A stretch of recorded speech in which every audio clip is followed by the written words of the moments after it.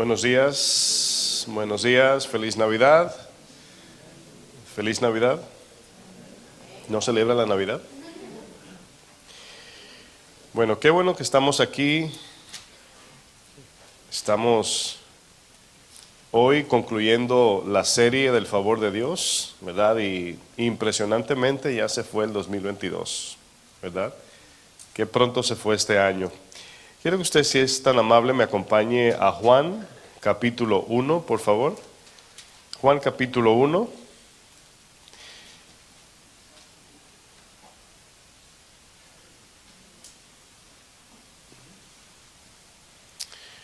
Vamos a estar leyendo entre los textos 14 hasta el 18. Y nada más le voy a pedir que, pues cuando llegue al texto, ¿verdad?, me acompañe a nada más añadir una oración para que Dios añada su gracia. Amén. Vamos a orar. Padre, gracias, Señor. Gracias por este tiempo de la palabra. Gracias por el tiempo de la alabanza, la adoración. Gracias por permitirnos estar aquí, Señor, y estar delante de tu palabra. Te pido que seas tú, Señor, hablándonos en esta mañana, en este 25 de diciembre, Señor, ya casi a final del año, mi Dios. En esta última enseñanza de esta serie que parece que hace poco que iniciamos, pero ya se termina, Señor. Yo te pido que en el día de hoy podamos recibir tu palabra, mi Dios, recibir tu gracia. Te pido que me ayudes a enseñar, dame fuerza, Señor, dame garganta, dame todo lo necesario para que tu palabra no sea estorbada, Señor. Bendícenos, Señor, y háblanos a través de tu palabra en el nombre de Jesús. Amén. Bueno, esta enseñanza es la número 8, es la última enseñanza de esta serie. Y el tema de hoy, excusen mi garganta, pues estoy batallando, ¿verdad?, un poco con, bueno, como usted puede entender, ¿verdad?, los flus, las gripes andan por ahí, así que me disculpan la garganta nada más. Quiero hablar en esta enseñanza número 8 bajo el tema gracia sobre gracia. ¿Cómo se llama el tema?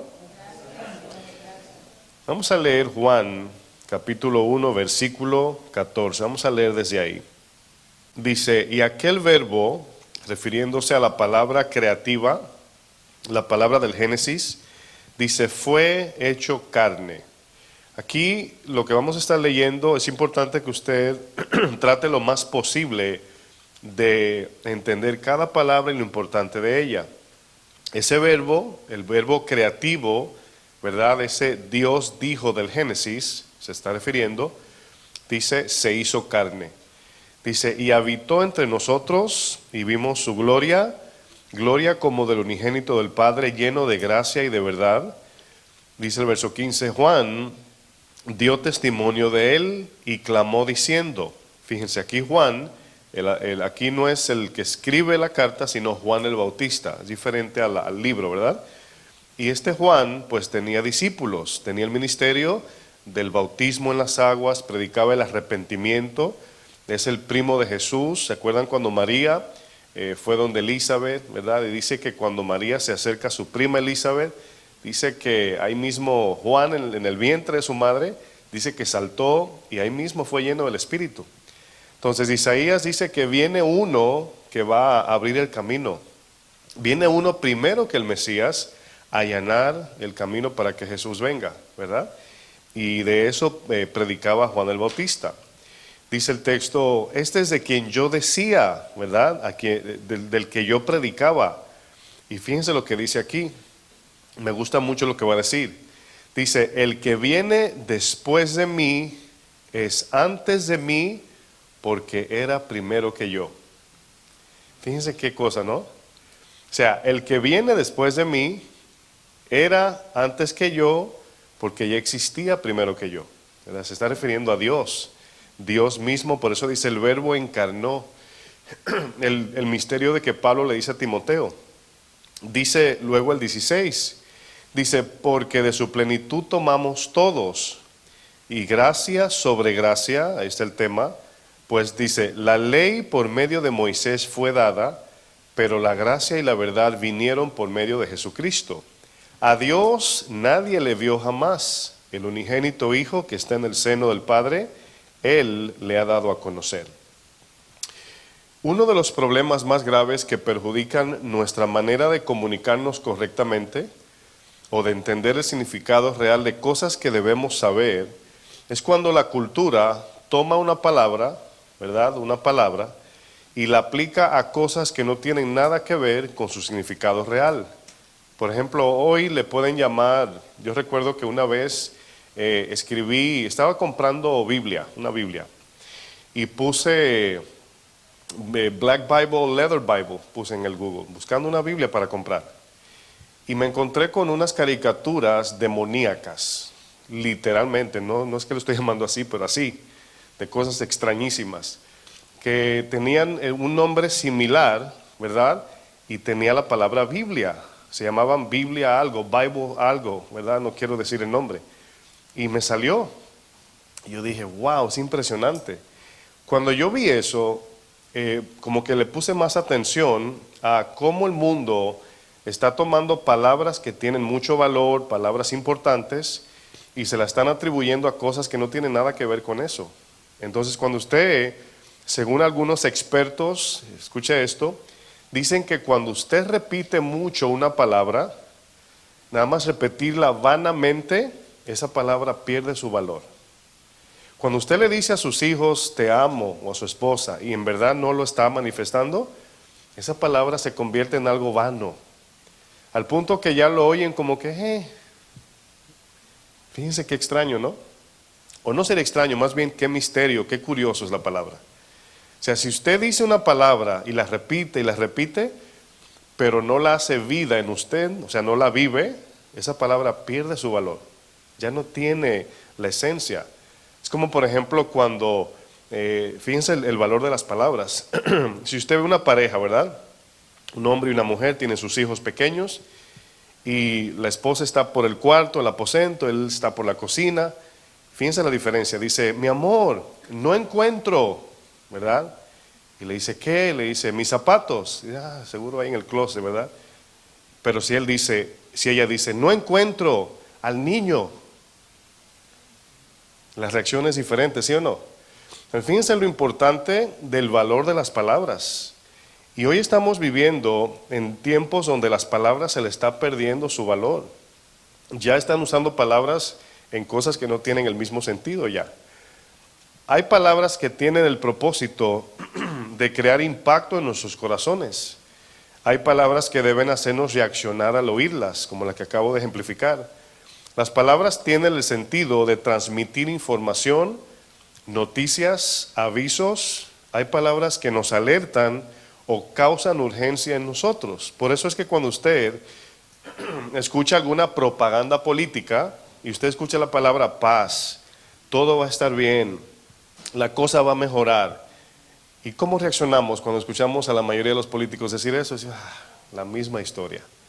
Y esa palabra, paz, ¿verdad? Prosperidad, etcétera, pierde su valor. ¿Por qué? Porque ya no se honra la palabra. Entiéndase la palabra dicha en este caso. Es como por ejemplo la palabra Judas. ¿Sabe usted el significado de Judas? O Judá, lo que significa.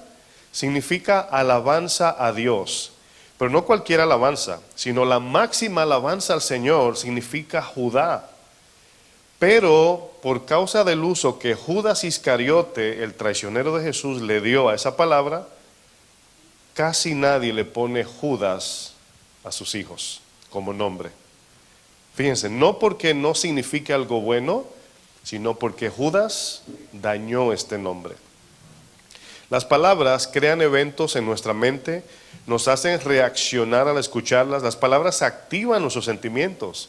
O sea, no es lo mismo cuando alguien le dice te odio a una persona que le dice te amo. Son palabras que causan sentimientos, ¿sí o no? ¿Están de acuerdo? Es por esto que debemos de apreciar las palabras. Cuando ustedes ven a los predicadores, especialmente cuando estamos usando ejemplos del griego, el hebreo, lo que estamos tratando de hacer es de volver otra vez al original y volver a traer el significado correcto, porque hoy la palabra te amo, por ejemplo, amar, ¿verdad? Yo amo mi perro, amo mi celular, amo mi trabajo, y usamos esa palabra, como algo muy, muy insignificante.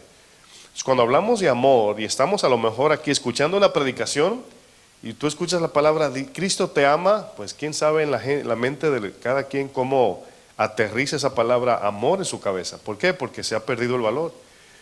Miren, la palabra gracia o favor es una palabra que en cada cabeza, en cada persona, puede significar algo muy diferente dependiendo de la cultura, dependiendo de si esta persona en su país, no sé cómo se utiliza la palabra favor. Por ejemplo, en mi país, los dominicanos, cuando el niño no se porta bien, decimos hazme el favor y siéntate. O sea, usamos palabras así, ¿verdad? Y bueno, se pierde la esencia. Miren, para los oyentes en tiempos bíblicos, cuando ellos escuchaban, en tiempos de Jesús, en tiempos del Antiguo Testamento, escuchaban la palabra gracia o favor, inmediatamente la relacionaban con una palabra como por ejemplo auxilio. O sea, relacionaban la palabra gracia como auxilio o alivio de algún yugo siendo ellos esclavos. O a lo mejor la exoneración de alguna deuda impagable. Así relacionaban ellos la palabra gracia. Acuérdese que cuando una persona era comprada como esclavo, esta persona perdía su voluntad, completamente ya no podía decidir nada. Y no solamente perdía su voluntad, sino que esta persona no podía pagarle a su amo para ser libre. Solamente la palabra gracia era como si fuera el rescate de su esclavitud, era lo único. Y aquí nos damos cuenta que esta palabra o esta reacción al oír la palabra gracia o favor era a causa de la posición y la condición en que el ser humano se encontraba ante Dios. Y igual nosotros estamos en la misma situación. Escuche bien lo que voy a decir a continuación. Las cosas cambian de valor dependiendo de las necesidades presentes en cualquier circunstancia o en cualquier situación. Lo voy a leer de esta manera. Las cosas cambian de valor dependiendo de la necesidad que se presentan en cada situación y en cada circunstancia. Le voy a ejemplificar una historia. Se cuenta una historia donde un hombre rico tenía en su casa guardado en el sótano millones de billetes de $100. Millones, ¿verdad? Y en aquella área donde este hombre vivía, entró una tormenta de nieve tan fuerte que congeló las tuberías de agua, los tendidos eléctricos dejaron de funcionar, se caían del peso de la nieve, los calentadores dejaron de funcionar y la tormenta era tan fuerte que se estaba todo congelando. Y este hombre rico tenía solamente dos cosas para salvar su vida. Escuche bien. Número 1, fósforos.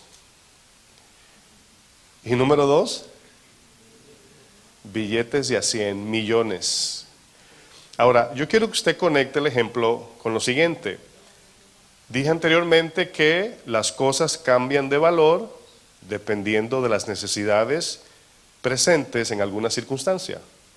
Fíjense cómo ese dinero, cuántas máquinas de calentar se podía comprar este hombre.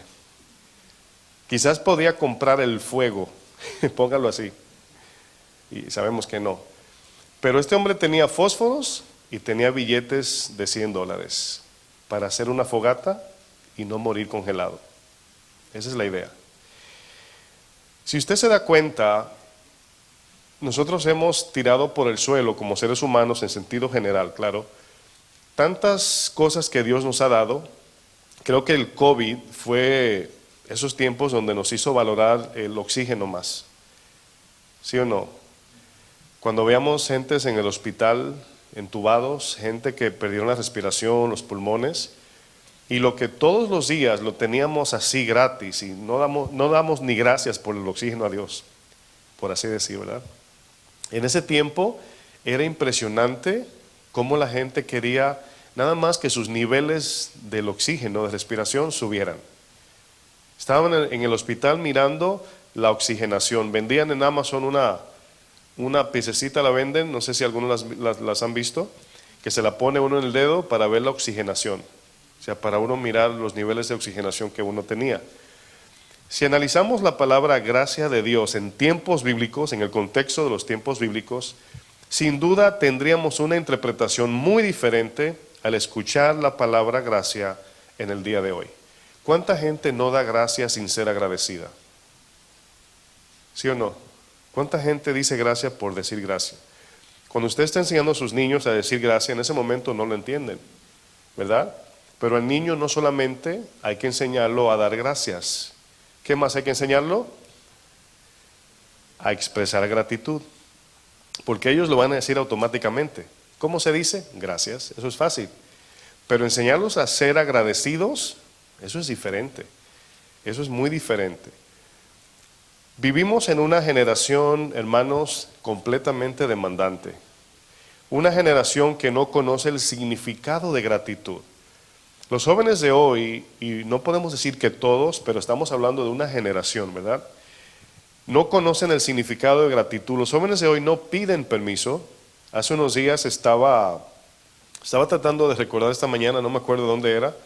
Estaba en una fila, formado en una fila, y había un muchacho con una mochila, así para afuera, y el muchacho nos pasaba a la persona que tenía yo enfrente y de mí, que ni cabía, y pasaba así de un lado a otro como 3 veces. Y yo lo miraba y yo decía, ni permiso piden. Y así es esa generación de ahora. O sea, no saben ni siquiera pedir permiso, no ruegan por compasión. Vivimos en una generación que piensa que todo se le debe. Esa es la generación que vivimos, todo se le debe. En la mente de esta generación presente, todo lo que ellos desean está a la distancia de un clic. Por ejemplo, vivimos en la era de deslizar y dar clic. En inglés se entiende swipe and click, ¿verdad? Usted, por ejemplo, si está en un lugar público, usted notará a las personas que están así, ¿verdad? Le hacen al dedo y paran, suben y paran, viendo páginas o no sé qué. Y casi la mayoría de las personas en su teléfono, usted lo nota que van haciendo así y luego paran. Y luego clic, paran, swipe, eso es deslizar la pantalla, ¿verdad? Swipe se dice deslizar. Y yo pensando en la actitud que hoy uno ve, cuando andamos en las calles, cuando vemos la gente, pues vivimos en una actitud o una generación cuya actitud todo es deslizar y dar clic, ¿verdad? Cuando estamos en nuestros dispositivos, aparte de hacer llamadas o mandar mensajes de texto, mayormente estamos buscando algo que sacie nuestra, ¿verdad?, alma, vamos a decir, jugando en el dispositivo, comprando o buscando algún entretenimiento. Somos expertos en deslizar la pantalla y dar clic, creo que todos, ¿verdad? Hasta los niños de 1 año, pues ya, yo recuerdo cuando Grace tenía, no sé si era meses o años, qué sé yo, y tenía así la manito siempre así, ¿verdad? Y subía la tableta y la pantalla, y yo la miraba y decía, mira, esta muchacha con 1 año ya cómo maneja la tableta. Bueno, créalo usted o no, esta es la actitud que hoy vemos de manera relacional. Quizás no tanto con el dispositivo, ¿verdad? Todos tenemos dispositivo. Si no me gusta, ¿verdad?, la novia, la prometida o con quien estoy, pues lo deslizo o le doy clic y ya. ¿Verdad? Así de fácil. Si no me gusta el trabajo, bueno, otro, clic, otro. Si no me gusta la iglesia, sobran, YouTube, ¿verdad? Si no me gusta o esta persona no le da like a lo que yo comento y pongo, pues, la borro. La deslizo y le doy clic. Esa es una actitud que se está viendo no solamente en nuestros dispositivos, porque es obvio que así funcionan, pero estamos viendo una actitud en relación de esta generación de que todo es eliminar, cambiar, cancelar. Si no funciona, lo cambio. Si algo o alguien no me complace a mí o no hace lo que a mí me gusta, así de sencillo lo elimino. La cultura de la cancelación, ya conocemos el término, ¿no? Vivimos en la generación que no pide, sino que exige. Por eso decía que hoy la gente ni permiso pide ya, ni gracias si le agarras la puerta, nada. O sea, ni la gracia en palabra, que es algo tan superficial puede ser, ni eso la gente está dando. Esta generación, hermanos, en la que estamos viviendo, desconoce lo que significa, o más bien dicho, la palabra mérito. O sea, si usted le pregunta a un joven de hoy, ¿verdad?, ¿qué significa merecer? ¿Qué significa la palabra mérito? ¿Verdad?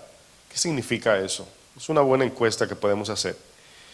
Esta generación piensa que Dios y el mundo está en deuda con ellos, ¿verdad? Y el consentimiento que se le da a los rebeldes hoy es lo que está llevando a la sociedad a un colapso social. Estas actitudes, hermanos, fíjense, un ejemplo, cuando Jesús vino a la tierra, después de un silencio de Dios de 400 años aproximadamente, la Biblia aparece en estos eventos 2 veces. Cuando Moisés entró a Egipto para sacar al pueblo, dice la Biblia que 430 años Dios no hablaba. Fíjense qué cosa, ¿no? Y creo que usted, pues a lo mejor se imaginaría por qué no. Ahora, según el contexto bíblico, la primera vez que Dios hizo silencio, o sea, no fue que Dios dejó de ser bueno, más bien dejó de tener comunicación con el hombre en la tierra. Y los hombres seguían su religión, seguían clamando, haciendo sus cosas, pero Dios estaba desconectado. Había un silencio de Dios. Se entiende que el silencio vino desde José, que estaba en Egipto, hasta que Moisés llegó. Es decir, parece ser, según el contexto, que la prosperidad del pueblo de Dios en Egipto, se olvidaron de Dios y Dios los dejó. Eso es lo que parece. Lo mismo se repite cuando el último cautiverio del Antiguo Testamento es saliendo de Babilonia. Eso se entiende. Dios los hace libre y ahí comienza Daniel a profetizar las 70 semanas, todo eso. Y ahí comienza un silencio de Dios hasta que llega Jesús. Si usted ha leído su Biblia, por lo menos la ha leído, se dará cuenta que el Señor se encuentra, escuche bien, cuando los primeros 430 con el pueblo en esclavitud en Egipto. ¿Sí se acuerdan? Estaban encarcelados, no solamente físicamente, sino del corazón. ¿Cómo encontró Jesús al pueblo cuando llegó? ¿Te acuerdan Lucas 4? He venido para libertar a los cautivos, dijo Jesús. O sea, Jesús vino a hacer lo mismo que Moisés, pero ahora sí, libertar nuestra alma y hacernos libre para siempre, ¿verdad? Y conocerás la verdad, y la verdad te hará verdaderamente libre. Esa es la palabra que allí... Y Jesús se encuentra con una generación completamente exigente y demandante. En Juan 6, vamos a leer Juan 6, versículo 30.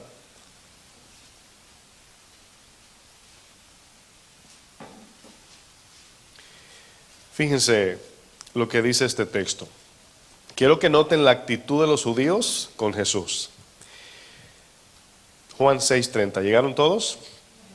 Dice, le dijeron entonces, ¿qué señal pues haces tú para que veamos y te creamos? Pregunto, ¿es la fe, viene la fe por el ver y creer? ¿Así es la fe? ¿Ver para creer como los programas que vemos? Fíjense la actitud de ellos. Dice, ¿qué obra haces? Es decir, demuéstranos con milagros que tú eres el Mesías. Es lo que está pidiendo, ¿verdad? Dice, nuestros padres comieron el maná en el desierto, como está escrito, pan del cielo les dio a comer. Y Jesús les dijo, de cierto os digo, no os dio Moisés el pan del cielo, mas mi Padre os da el verdadero pan del cielo. Porque el pan de Dios es aquel que descendió del cielo y da vida al mundo. Le dijeron, Señor, ¿qué? Danos siempre este pan. La Biblia nos enseña a nosotros a leer, descubrir la emoción, la actitud de los que están en esta historia. O sea, cuando leemos la Biblia, debemos de ver la actitud en las preguntas. Es por esto que las palabras son importantes en su sentido real. Porque la actitud de ellos aquí es de arrogancia, es de demanda, es de exigencia. Y como terminan diciendo, danos ese pan, hay una actitud incorrecta aquí.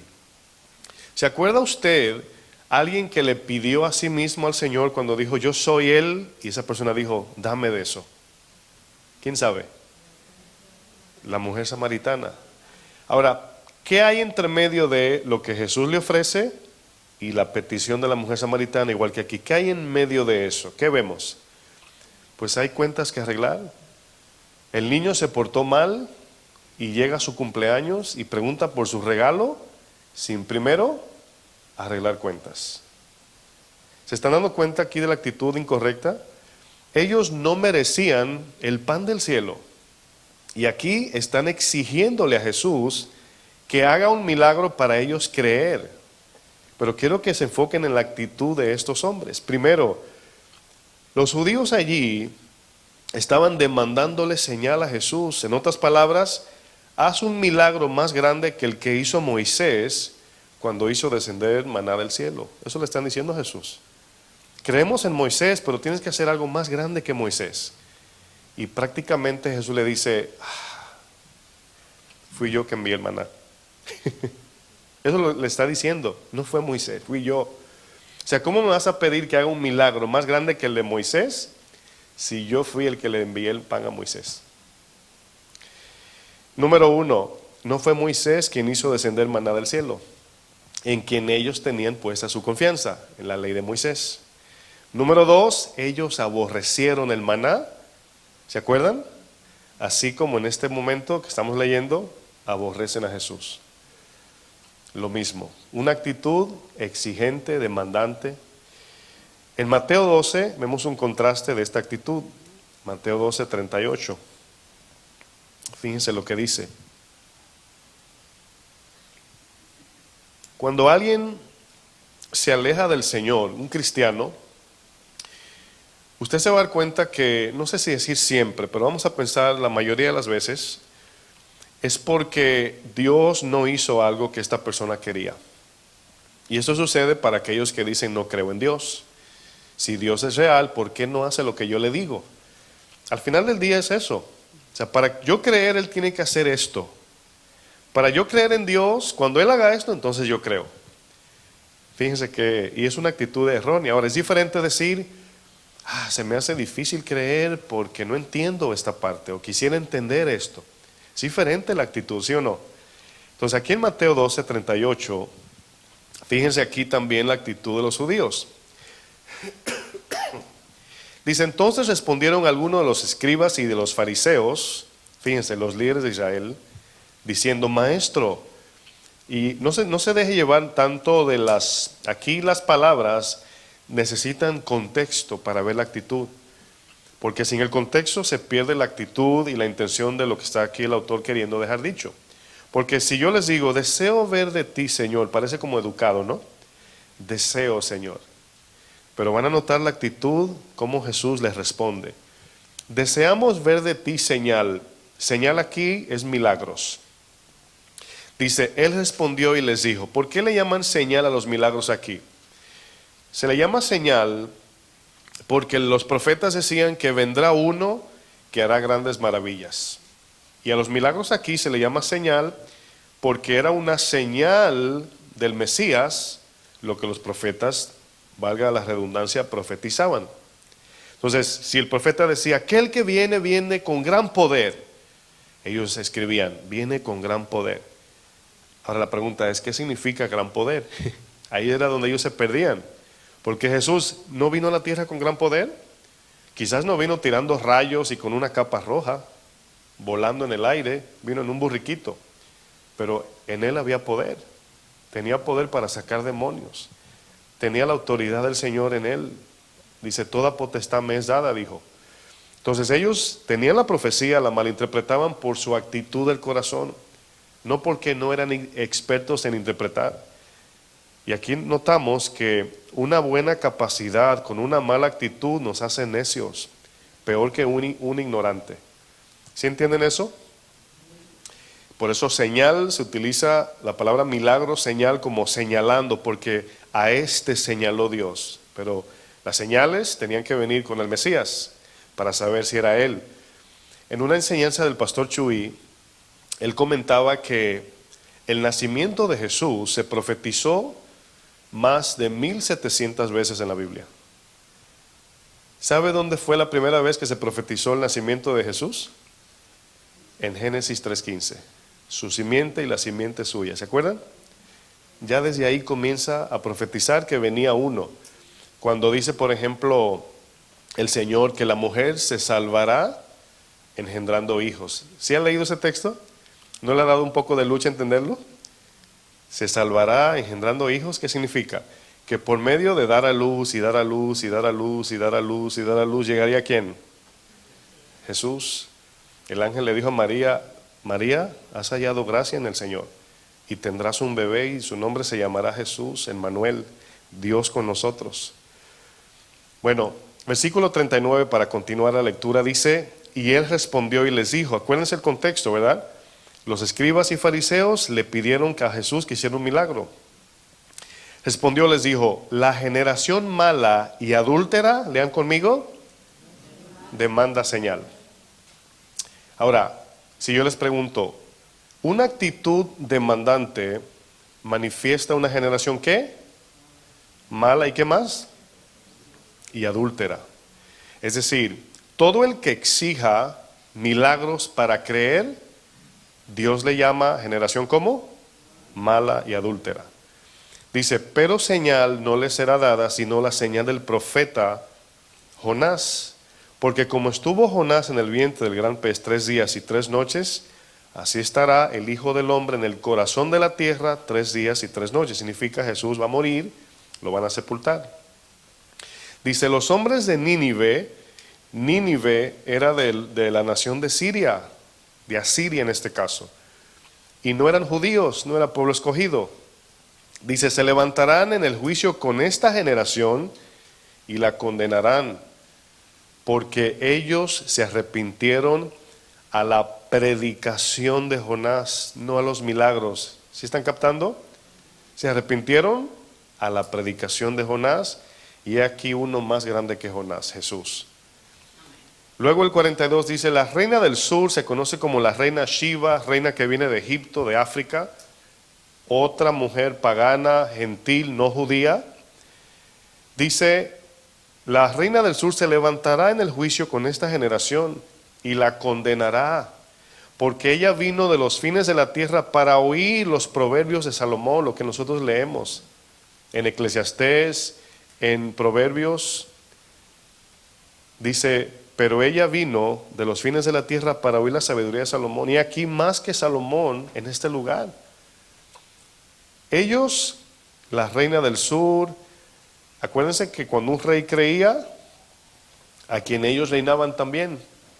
Nínive creyó completo. Ahora pregunto, ¿creyeron a la predicación o creyeron por los milagros de Dios? ¿A qué? A la predicación. Le fue suficiente. La generación mala y adúltera demanda señal, dice Jesús. La palabra generación mala significa que los judíos querían ver señal. Demuéstrame primero y luego te creo.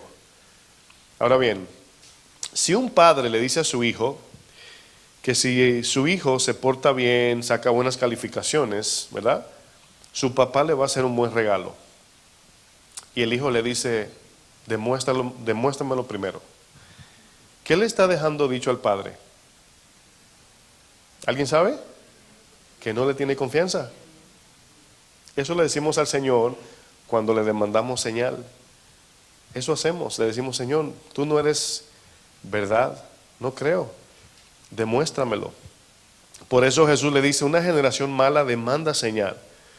Significa que los judíos querían ver señal, no para creer o para tener más fe, sino para probar que Jesús no era el Mesías y matarlo. Esa era la idea. Pregunto, ¿ayudarían los milagros a que estos judíos creyeran en Jesús? ¿Ayudaría? La respuesta es, por supuesto que no.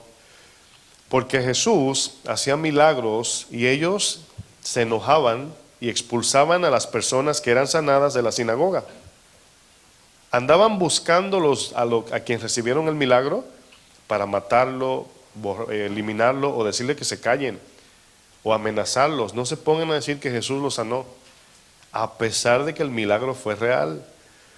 La palabra, generación adúltera que Jesús expresa aquí, significa que ellos buscaban suplir sus necesidades del alma en Dios y fuera de Dios si era posible. Santiago 4, verso 4 dice, oh almas adúlteras, ¿no sabéis que la amistad del mundo es enemistad contra Dios?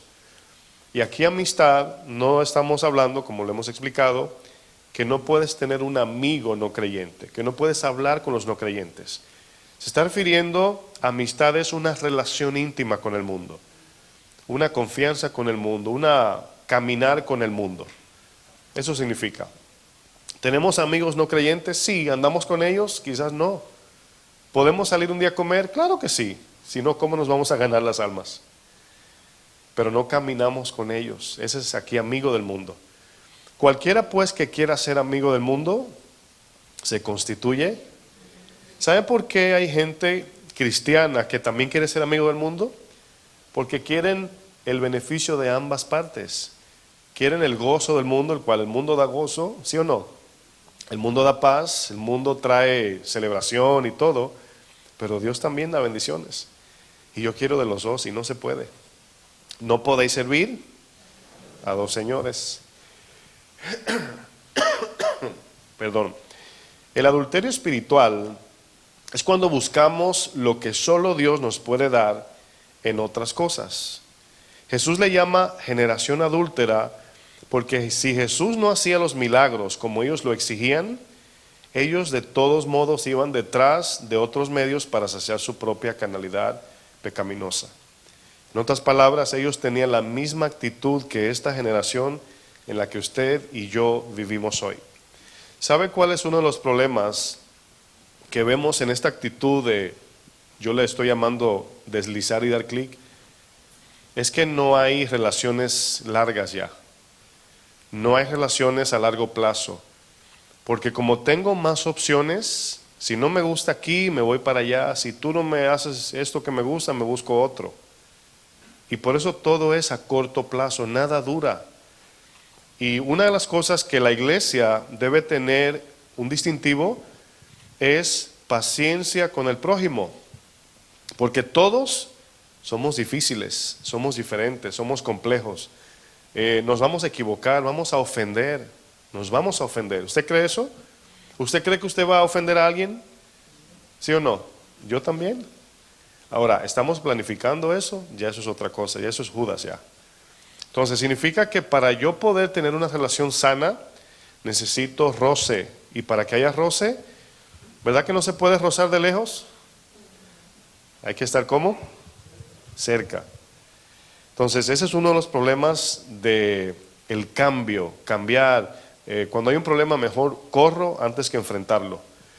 Si Jesús no hacía lo que ellos les demandaban, ellos le iban a hacer Jesús deslizar, clic, como hoy las personas lo hacen.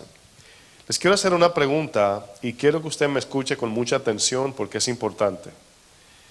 ¿Cuál sería tu actitud, lo quiero hacer personal, cuál sería tu actitud hacia a alguien que posee en sus manos algo que para ti es vital y que solo esa persona lo tiene, nadie más? Piensa en algo vital en tu vida. Bueno, el ejemplo se hace difícil porque las cosas vitales pues son las que Dios nos da, como el oxígeno, como bien decía. No podemos vivir sin oxígeno. Por eso es que cuando la palabra nos dice que debemos orar, la oración la tenemos que ver como algo vital, no algo que yo le agrego a mi vida cristiana. En otras palabras, tener el concepto de si yo no oro, me voy a morir. Y ya la actitud hacia la oración cambia. Porque no es que digo, ya oré 5 minutos, ya cumplí, ya estoy bien. Sino de entender que la oración para nuestra vida cristiana es vital. ¿Sí me doy a entender? Si no la llamamos vital, si ve como le podemos decir oración, pero nuestra mente oración puede ser algo más en la vida. Nada más oré y ya. Como que tú dijiste, esta mañana respiré, pero ya, 5 minutos ya. No, como dice un amigo, así no se vale. Piensa en algo vital y exclusivo. Y usted sabe que cuando nosotros pensamos en el COVID, vamos a pensar en el COVID, pues en ese tiempo, dígame usted qué era vital y exclusivo. Bueno, ya lo dije, ¿qué era? El oxígeno. Y si usted sabe que el oxígeno solo viene de Dios, el problema es que como es gratis y Dios no te exige nada para darte oxígeno, pues lo damos por aceptado, como decimos en inglés, lo tenemos for granted. Ahí está, siempre va a haber. Usted sabe que va a comer mañana. ¿Usted cree que va a comer mañana? ¿Sí ve que es diferente? Para el pueblo de Dios, el sacrificio de un cordero era algo vital y exclusivo. Escuche bien. Vital porque si no lo hacían, la ira de Dios caía sobre esta persona. Exclusivo porque Dios dijo, este es el único medio para calmar mi juicio. No podían traer un conejo. ¿Se acuerdan de Caín? Que Dios no recibió el sacrificio. Usted diría, pero ¿por qué, pastor, un cordero? Bueno, muchas razones. Una, el cordero es alguien que no es autosuficiente, como nosotros lo somos. Aunque creamos que somos, no somos. Necesitamos otros medios, necesitamos un pastor. Pero más era porque el Señor iba a enviar un mensaje de la palabra cordero hasta llegar a lo que leímos de Juan el Bautista. He aquí el cordero, ayúdenme. ¿Qué dice luego? Que quita. Esa palabra que quita erradicó la palabra expiación, hermanos. Porque expiación significa me debes de tu tarjeta de crédito y le estás mandando el mínimo. Eso es expiación. Le mandas el mínimo y sigues con la misma deuda. ¿Sí entienden? Pero cuando dicen tu deuda es quitada, tú dices, ¡ay, qué alivio! ¿Sí o no? Esa es la gracia, mis hermanos. Juan lo dijo. Ya cuando Juan dijo, he aquí el cordero que quita el pecado del mundo, tú dices, ¡ay, no le debo a Dios! Gloria al Señor.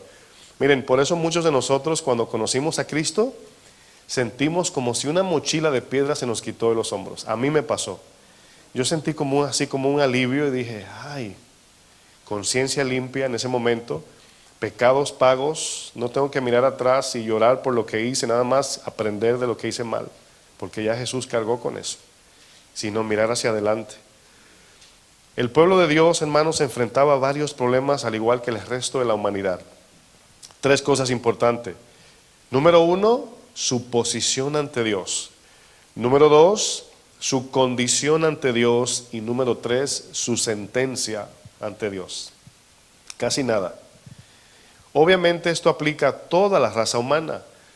El pueblo de Israel es el pueblo que Dios escogió para proclamar su salvación al mundo entero, siendo el pueblo de Israel un ejemplo de lo que Dios quería hacer con el resto del mundo.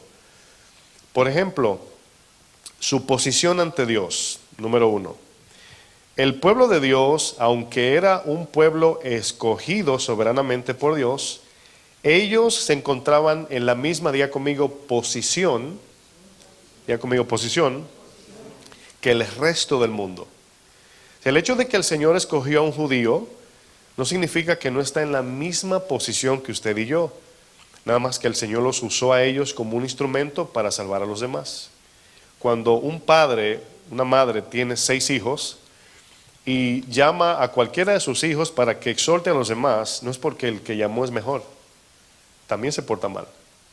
Ve, dile a tu hermano, ve, dile a tu hermanita, pero se entiende que todos se portan mal, ¿verdad? La única diferencia con el pueblo judío es que Dios les proveyó un medio de comunicación para acercarse a Dios. Romanos 2, por ejemplo, no tienen que buscarlo, dice que los judíos tienen la ley de Dios entregada por medio de Moisés.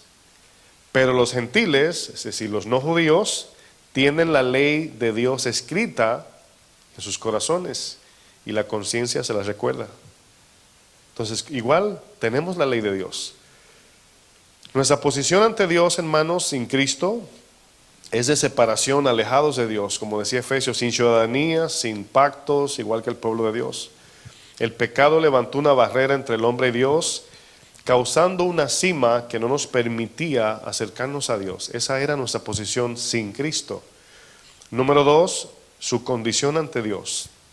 El pueblo de Dios, al igual que nosotros, nos encontramos en un estado de muerte espiritual sin Cristo, por la separación de Dios a causa del pecado. Nuestro corazón cayó de la gracia de Dios y el hombre no tiene ni la capacidad, ni el deseo, ni el entendimiento de buscar a Dios en sus propias fuerzas. Esa era su condición, al igual que nosotros. Número 3, su sentencia ante Dios. El pueblo de Dios, al igual que nosotros, nos encontramos en un problema muy serio. Todos tenemos una deuda impagable ante Dios por causa de nuestros pecados cometidos. La deuda es por algo que yo hice. Desde que usted tiene uso de razón hasta el sol de hoy, ¿Cuántas veces pecó? Solamente Dios sabe, tomando en cuenta los hechos y la intención y los pensamientos. Alguien decía en una enseñanza que conoció una persona que era muy promiscua en su estilo de vida. En otras palabras, era una mujer dada a la sexualidad con diferentes tipos de hombres sin compromisos. Esta mujer cayó en una enfermedad y quedó cuadriplégica, ¿cómo se dice? Cuadriplégica, gracias. Y cayó en cama. Y dice que ella perdió la esperanza, pero encontró propósito en su vida, o sea, en su vida así como inválida. ¿Sabe cuál era? Fantasear en su mente con todo lo que había hecho en su pasado. Escucha bien, una mujer postrada en una cama, con solamente, nada más podía mover su cara, adulteraba todos los días. Ese es el corazón que tenemos, sin ponerle un dedo a nadie. ¿Quién sabía que esta mujer estaba adulterando? Solo Dios. Ese es el punto importante, que cuando esta mujer recibe el Evangelio, ahora tiene que negarse a uno de sus gigantes más grandes, sus pensamientos. En esto pensad, en lo justo, en lo agradable, en lo que es digno de alabanza, en esto pensad. Y nuestra mente se limpia, igualmente el corazón.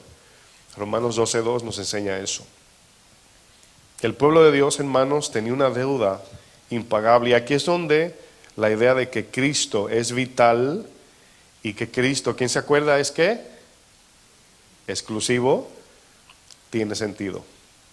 En Juan 14 Jesús dijo algo que si lo leemos en sentido invertido, conoceremos nuestra necesidad. Juan 14, verso 6.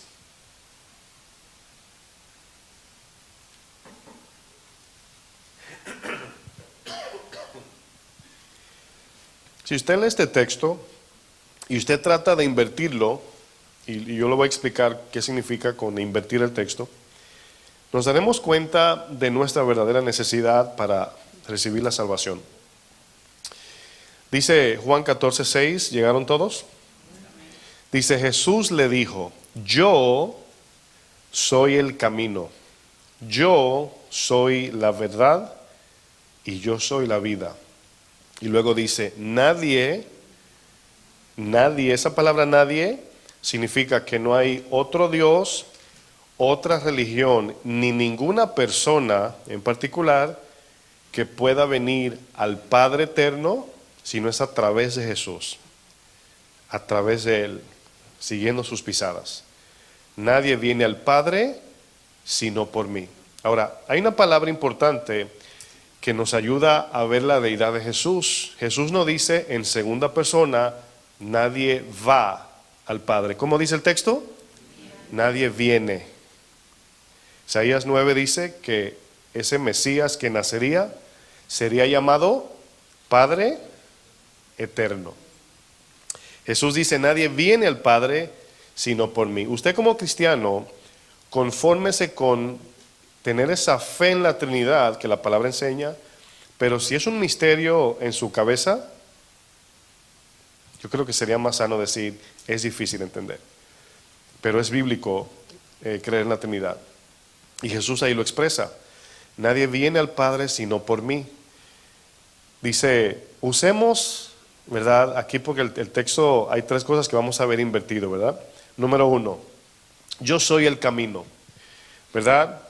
En esta declaración Jesús nos dice que todos no solo estábamos perdidos y alejados de Dios, sino que no teníamos la capacidad de volver a la casa de nuestro Padre Celestial, de donde el pecado nos sacó. Por eso dice, yo soy el camino. ¿Cómo volvemos a nuestro lugar celestial de donde el pecado nos sacó? A través de Jesús, Él es el camino. Entonces, si invertimos esa palabra, Él es el camino, significa que estábamos extraviados. Él hizo el camino. Si seguimos las pisadas de Jesús con toda certeza, llegaremos a nuestro hogar celestial junto a nuestro Padre eterno. ¿Usted quiere llegar allí? Amén. Solamente a través de Jesús es el camino. Número 2, Jesús dijo, yo soy la verdad. En esta declaración Jesús nos dice que todos no solo estábamos perdidos y alejados de Dios, sino que todos estábamos hechizados por la mentira del pecado y los engaños de Satanás. Ahora en Jesús recibimos la verdad que nos permite contrastar las mentiras del pecado y los engaños que Satanás, el enemigo de las almas, nos esclaviza cada día. Número 3, muy importante, Jesús dijo: yo soy ¿qué? La vida. En esa declaración Jesús nos dice que todos no solo estábamos perdidos, alejados de Dios, sino que todos estábamos muertos en nuestros delitos y pecados. Ahora Jesús nos da vida espiritual para que podamos, escuche bien, no solo encontrar el camino y no solo tener una verdad, sino caminar en ese camino y vivir esa verdad hasta llegar a la vida eterna en Cristo Jesús. Si tengo la vida y no tengo el camino, ¿a dónde voy? Si tengo el camino y no tengo la vida, ¿cómo voy? ¿Sí entienden? El pueblo de Dios, mis hermanos, para ir sobre el final, estaba en un dilema. Este dilema que voy a explicar, usted y yo lo tenemos igualmente. Los enemigos del pueblo de Dios en el Antiguo Testamento eran los amorreos, heveos, fereceos, amalecitas, filisteos, los sirios, babilónicos, egipcios, todo el mundo. Si usted nota, nosotros tenemos enemigos ahora. Efesios nos dice cuáles son. No tenemos lucha con carne y sangre, sino nuestros enemigos son los demonios, los espíritus, ¿verdad? Que ahora combatimos en Cristo. Pero el pueblo de Dios, igual que nosotros, tenía un dilema. ¿Sabe lo que es un dilema? Un problema con dos salidas y ninguna se resuelve. O sea, por los dos lados, un problema. Si me voy por aquí me va mal y por aquí también. Por un lado, no podían cumplir con los mandamientos perfectos de Dios sin la ayuda de Dios. Pero si ellos decidían abandonar a Dios y vivir bajo sus propios preceptos humanos, enfrentaban el problema de los enemigos de Israel. Quiero que usted entienda esto. Ok, voy a buscar de Dios. ¿Qué hago, Señor? Vive mis mandamientos perfectamente. Ay, no puedo, mejor no busco de Dios. Ahí estaban los enemigos esperándolos, como león con hambre. El pueblo de Israel, mis hermanos, era una nación minúscula, pequeña, sin fuerza, sin capacidad de valerse por sí misma, así como una oveja sin pastor. Lo mismo. Para Israel Dios era algo vital. ¿Qué más? ¿Se olvidaron ya? Y exclusivo. Sin Dios Israel cesaría de existir. Aún hoy, como todos quisieran eliminar esa nación, usted ve las noticias, creo. Usted ve como todos los misiles apuntando para ese paisito, ¿verdad? Vamos al libro de Jueces 6, verso 1, para que vea usted un ejemplo de esto.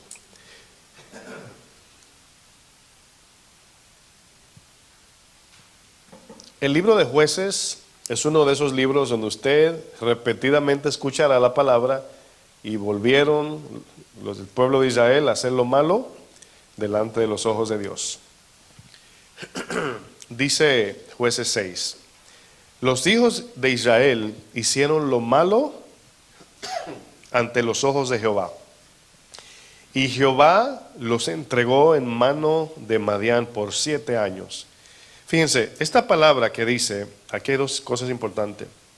El texto dice, Dios los entregó, ¿verdad? Y segundo dice, 7 años. Significa que es un proceso, es una disciplina. ¿Cuántos padres, cuando le ponen en disciplina a sus hijos, le dicen, vete para tu cuarto y no salgas hasta que yo te diga? Ahora, ¿qué si un padre le dice, vete para tu cuarto y no salgas jamás? Bueno, obviamente no se ve eso. Pero aquí el tiempo habla de que Dios tenía un trato con su pueblo. Y sabemos que cuando Dios trata de esta manera con su pueblo, es porque ya se lo ha repetido por medio del sacerdote y el profeta miles de veces. Lo tercero es la mano pesada de Dios. Dice el verso 2, y la mano de Madián prevaleció contra Israel, y los hijos de Israel, por causa de los madianitas, Se hicieron cuevas en los montes, catacumbas, imagínense, y cavernas y lugares fortificados, pues sucedía que cuando Israel había sembrado, subían los madianitas y amalecitas y los hijos del oriente contra ellos, subían y los atacaban, y acampando contra ellos destruían los frutos de la tierra hasta llegar a Gaza, y no dejaban que comer en Israel ni ovejas, ni bueyes, ni asnos, porque subían ellos y sus ganados, y venían con sus tiendas en grande multitud como langostas. Ellos y sus camellos eran innumerables, así venían a la tierra para devastarla. De este modo empobrecía Israel en gran manera por causa de Madián, y los hijos de Israel clamaron a Jehová. Pregunto, en este estado que el pueblo de Israel se encuentra, ¿de quién era la culpa? ¿Quién usted cree? De ellos. Estaban en una disciplina por desobedientes. Eso el Señor hacía con ellos. Pero usted nota que cada vez que el Señor los ponía en disciplina, el Señor no tenía que hacer nada, nada más dejarlos ir, y los enemigos se encargaban. La Biblia dice que Siria era la vara de corrección de su pueblo. ¿Qué aprendemos de todo esto, mis hermanos? Si el pueblo de Israel no podía contra sus enemigos, y si tampoco podía cumplir con la ley de Dios, ¿qué les quedaba? Vamos a leer Romanos 5, versículo 12.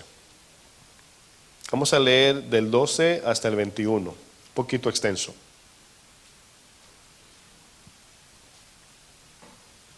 Romanos 5, 12 dice, por tanto, como el pecado entró en el mundo por un hombre, y por el pecado la muerte, así la muerte pasó a todos los hombres, la raza humana, por cuanto todos pecaron. Dice, pues antes de la ley, antes de Moisés, antes de recibir las tablas de la ley, dice, había pecado en el mundo, pero donde no hay ley, no se inculpa de pecado. Entiéndase, si en esta ciudad, en ningún lado, ningún artículo de leyes dice que andar en la ciudad a 100 millas por hora es romper la ley. Si no lo dice en ningún lado y usted maneja 100, nadie lo puede inculpar. Nadie. Pero aquí se conecta lo mismo de Romanos 2, que nuestra común razón, conciencia nos dice, a esta velocidad, si yo choco a alguien, lo mato. ¿Sí ven la diferencia? Por ejemplo, hay gente que dice, bueno, no es malo porque no, por ningún lado dice que es malo. Pero no olvidemos que hay una conciencia. Hay veces que obedecemos la ley en lugares sin haber leído el letrero. Por la simple prudencia o amor o la conciencia te dice, eso está mal. O sea, la ley de bendecir a tu prójimo o respetar. Yo recuerdo cuando estaba haciendo de jurado aquí hace unos días, es impresionante las personas donde debe de haber silencio. Gente hablando con el teléfono en altavoz. En un momento estaba yo en una esquina, estaba estudiando un poco, y venía un hombre así con el teléfono en altavoz, así en altavoz, y yo estaba allá, y hasta allá fue. Sí, y se paró al lado mío ahí. Y la policía que estaba ahí, Anita, ya me aprendí su nombre, estaba ahí, ¿verdad? Y dice ella, como quien dice, impresionante. Bueno, ¿necesita este hombre de verdad un letrero que diga, sea prudente? ¿Usted cree que lo necesita? No. Pero como cada quien hace lo que quiere, pues la gente no tiene sensibilidad ya. O sea, en un lugar público, si tú estás hablando por teléfono, ¿lo vas a poner en altavoz? O sea, es obvia la respuesta. Bueno, ese ejemplo tan pequeño es lo que quiere decir que desde Adán hasta Moisés no había ley escrita todavía. Dice, antes, el 13, antes de la ley había pecado en el mundo, pero donde no hay ley no se inculpa de pecado. No obstante, sin embargo, podemos decir, reinó la muerte desde Adán hasta Moisés. Aquí la muerte espiritual, la separación de Dios. Dice, aún en los que no pecaron a la manera de la transgresión de Adán, es decir, los que cometieron pecado sin haber leído el letrero. Estoy tratando de simplificarlo. El cual es figura del que había de venir, de Cristo. Pero el don no fue como la transgresión, lo voy a explicar. Porque si por la transgresión de aquel uno murieron los muchos, abundaron mucho más para los muchos que la gracia y el don de Dios por la gracia de un hombre, Jesucristo. Lo voy a explicar ahora, lo van a entender cuando leamos el próximo texto. Dice, y con el don, acuérdense que el don es el regalo de Dios. Y con el don no sucede como en el caso de aquel uno que pecó. Porque ciertamente el juicio vino a causa de un solo pecado para condenación, pero el don vino a causa de muchas transgresiones para justificación. Me explico. Si usted tiene 35 hijos, y perdone que use este ejemplo, vamos a poner mejor 35 empleados. Y usted tiene una compañía, usted es el dueño. Y usted se da cuenta que uno de tus empleados tiene COVID. ¿Qué tú le dirías, verdad? Tómate el día libre. ¿De acuerdo? Pero ¿qué pasa si no lo sabes y este entra a trabajar? ¿Cuánto se necesita para contagiar a todos? Un solo, ¿verdad? Entonces, uno tenía COVID y le pasó el COVID a todos. Ahora, ¿cuántos medicamentos necesitas para sanarlos? 35. Eso significa el texto. Dice, no es igual el pecado de uno infectó a muchos que la gracia tuvo que perdonar a muchos. Entonces estamos hablando aquí de la sobreabundante gracia de Cristo que alcanzó para perdonarnos a todos. Y no solamente a todos, sino perdonarnos todo. En este caso, todo lo que hicimos. ¿Se dan cuenta aquí de la sobreabundante gracia? Lo malo se infecta, se pega. Lo bueno no se pega. Lo bueno viene de Dios. Toda buena dádiva viene de lo alto. Entonces las enfermedades se pegan, pero si te enferman 10 hijos, tienes que comprar 10 jarabes. No es como que le das un jarabe a uno, le dice, pégate a tu hermano para que se sane. ¿Verdad que no funciona así? Eso significa el texto. Leo el 16 otra vez. Dice, y con el don no sucede como en el caso de aquel uno que pecó. Porque ciertamente el juicio vino a causa de un solo pecado para condenación. Pero el don vino a causa de muchas transgresiones para justificación. Pues si por la transgresión de un solo reinó la muerte, mucho más, diga conmigo, mucho más reinará en vida por un solo, Jesucristo, los que reciben la abundancia de la gracia y el don de la justicia. Hermanos, aquí hay dos cosas increíbles que debemos de tomar en cuenta. ¿Sí entienden que la palabra increíble es una expresión de admiración, no? Es creíble, pero decimos, es increíble lo que Dios hace. Bueno, si se dan cuenta, la justicia de Dios funciona por lo menos de dos maneras. Primero está la justicia, bueno, en tres maneras, si lo entendemos. La justicia de Dios tuvo que aplicar juicio. ¿A quién se lo aplicó? ¿Quién se acuerda? Dígalo alto que se escuche. ¿A quién le aplicó Dios su juicio? A Jesús, a su Hijo. Bueno, al aplicarle a Jesús el juicio, a nosotros nos atribuye la justicia de Cristo por su inocencia. Y a Cristo le atribuye la culpa de nosotros a Él. Entonces el Señor aplicó juicio a su Hijo. Por su Hijo recibimos el pago de todos los pecados que cometimos. Ahí van dos. Y tres, esa justicia ahora entra en nuestro corazón para vivir como justos. ¿Sí entienden? Esa es la abundante gracia, mis hermanos, que hemos recibido. Sigo leyendo el 18. Dice, así que, como por la transgresión de uno vino la condenación a todos los hombres, de la misma manera por la justicia de uno vino a todos los hombres la justificación de vida. Porque así como por la desobediencia de un hombre los muchos fueron constituidos pecadores, así también por la obediencia de uno los muchos serán constituidos justos. Pero la ley se introdujo para que el pecado abundase. Y usted lee eso y dice, ay, ahora sí me enredé. No, está sencillo, hermanos.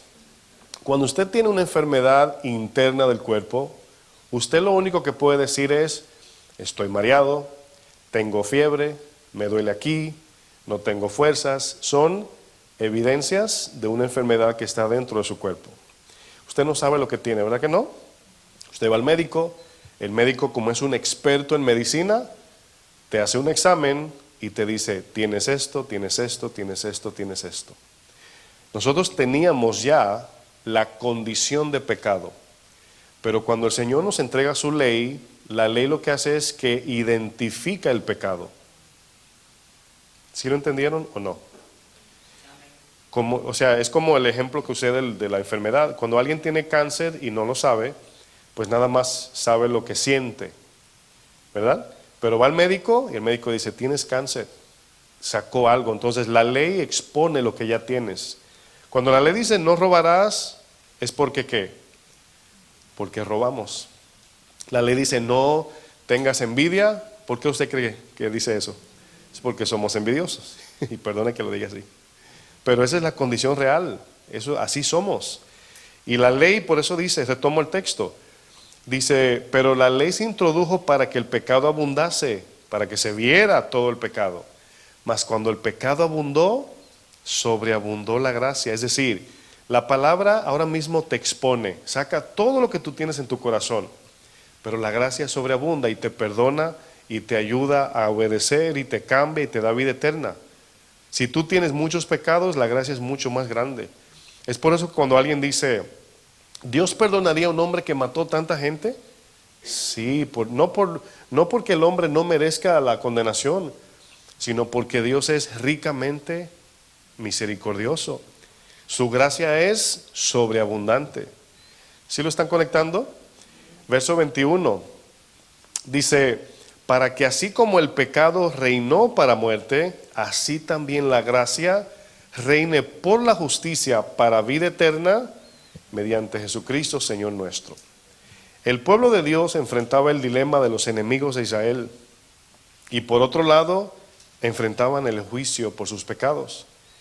Lo único que los salvaría, mis hermanos, era la gracia inmerecida de Dios. Era lo único. Aquí viene el punto. Este es un enredo que muchos cristianos en su cabeza tienen.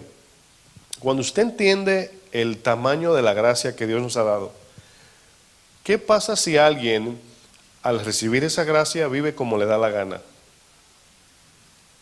¿Usted no cree que recibe peor condenación? Ya lo leímos en Hebreos 10.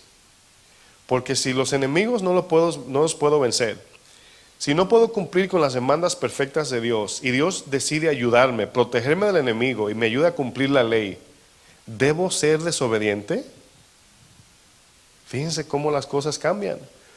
Vamos a retornar al texto inicial para culminar. Juan 1, verso 14.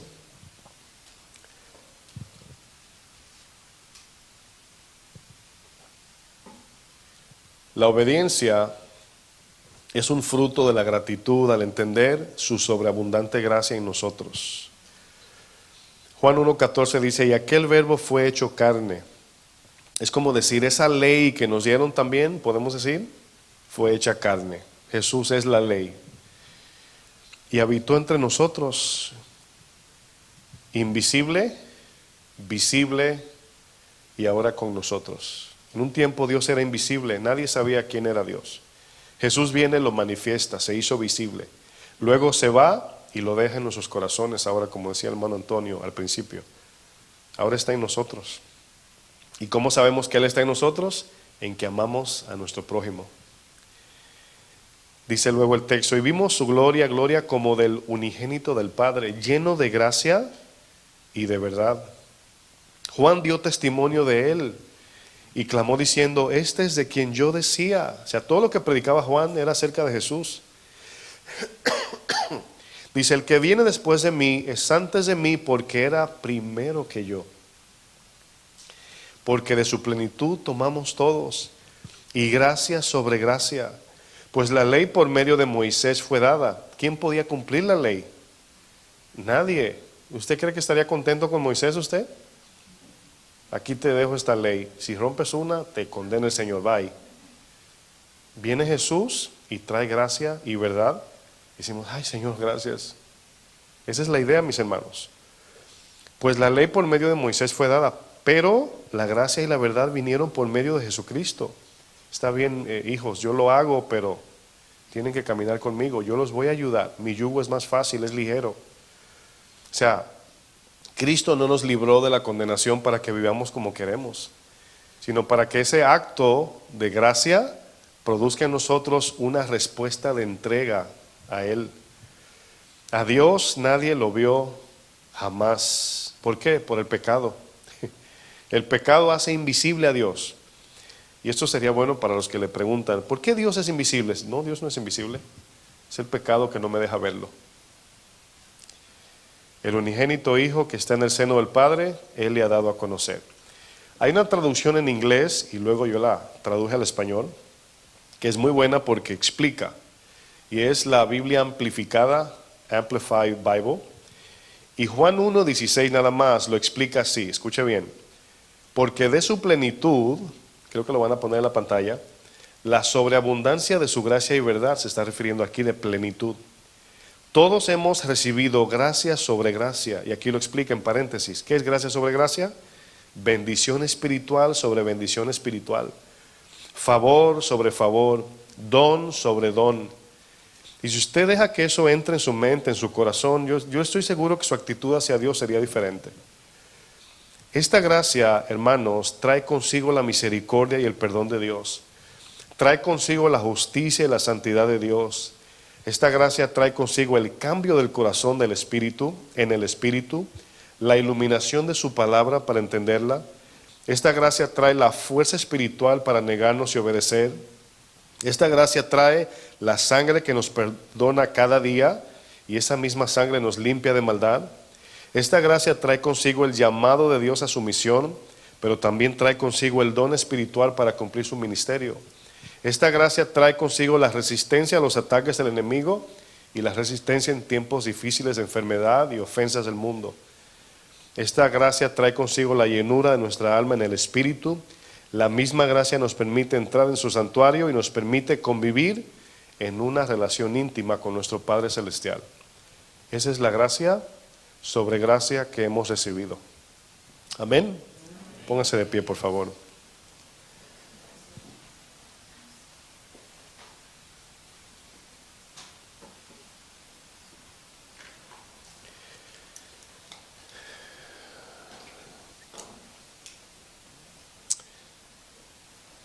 Señor, solamente nos queda meditar en esto, permitir que tu palabra, mi Dios, encuentre un corazón fértil y germine esta semilla de lo que hemos recibido. La gratitud nace de una obra hecha previamente. La gratitud es algo que debe reflejar en respuesta al estar agradecido por lo que tú en este caso has hecho, Señor. Yo te pido, Señor, que en estas Navidades, este fin de año, pues podamos entender que la Navidad para nosotros es todos los días, pero el mundo la celebra hoy. El mundo ve el 25 de diciembre como el nacimiento de Jesús. Para nosotros no es una fecha que la Biblia nos enseña, pero no tiene de malo celebrarlo también. Celebramos el 25, como también celebramos el resto del año. El nacimiento de Jesús para nosotros, Señor, es algo que, como Simeón con regocijo decía, la vida de Simeón, refleja en el estado, posición, en la condenación, en la condición también podemos decir, que el pueblo de Israel estaba. Y estaban orando por libertad. Estaban clamando a Dios por ayuda, así como el pueblo en Egipto. Pero como somos seres humanos, al estar dentro de una cárcel, pensamos que la esclavitud grande es que nos metan en un cuarto encerrado con barreras de hierro. Y se nos olvida que la verdadera esclavitud es la del alma. como también la verdadera libertad es la del alma. Usted y yo quizás estamos acá fuera sueltos, fuera de una prisión. Pero quizás, no lo sé, algunos son esclavos de su propio corazón. ¿Cuántas cosas decimos, ay, ¿por qué hice eso? ¿Por qué dije eso? ¿Por qué soy así? ¿Por qué mejor no soy así? Esa lucha diaria del corazón, sabemos que solo Jesús la hace libre. Y Él de manera soberana utiliza medios que muchas veces sobrepasan nuestro entendimiento. Jesús dijo que no había otra manera de salvar a la gente. ¿Cómo sabemos? Porque dijo en Getsemaní, Señor, no hay otra manera si no hágase tu voluntad. En lo que pudimos leer vimos cómo Dios de manera soberana no extiende su favor a los suyos en el sentido de los judíos nada más. El mismo Juan 1 dice, a lo suyo vino y lo suyo no los recibieron. Mas a los que creen en su nombre, a los que les reciben en el corazón, Dios les da potestad de ser hechos hijos de Dios. El mundo dice todos somos hijos de Dios, Jesús dice que no. Dice que aquellos que creen en el sacrificio perfecto, los que abrazan esa obra redentora de la cruz, son los que reciben por gracia y por medio de la fe ese regalo de la salvación.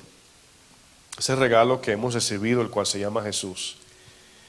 Y si somos honestos, pues debemos de admitir ante Dios que pues su ley nos aplasta, porque no podemos cumplirla. Y si decidimos irnos al mundo, pues es posible que tengamos más tiempo libre de hacer lo que nos dé la gana. Es posible que hagamos cosas que nos suplan a nosotros, pero como Jesús bien decía en Mateo 18, Jesús decía, ¿de qué le vale a un hombre ganarse todo el mundo y finalmente perder su alma? Mateo 16. Lo mismo sucede con el pueblo lo mismo que sucedió con el pueblo de Dios nos pasa a nosotros. Caminar con Jesús es difícil, sí es difícil, porque hay que cargar nuestra cruz, duele, pero hay un premio eterno. ¿Vivir en este mundo es difícil sin Cristo? Claro que es difícil. Pasamos las mismas cosas difíciles, nos enfermamos, enfrentamos catástrofes naturales igualmente, pero su resultado final es condenación eterna. No hay un galardón. Aquí no es decidir entre gozo y sufrimiento, más bien, ¿cuál de los dos sufrimientos vamos a escoger? Si seguir a Cristo y sufrir la cruz, o abandonar a Cristo y sufrir las cosas de este mundo. Pablo le dijo a los de Corintios, porque la tristeza de este mundo produce muerte, pero la tristeza según Cristo produce arrepentimiento para salvación. Que Dios nos ayude a caminar con Él de manera sincera, que si algunos tienen alguna resolución de año nuevo, aparte de las que tienen terrenalmente hablando, materialmente hablando, que la primera y por encima de todo sea conocerlo más a Él.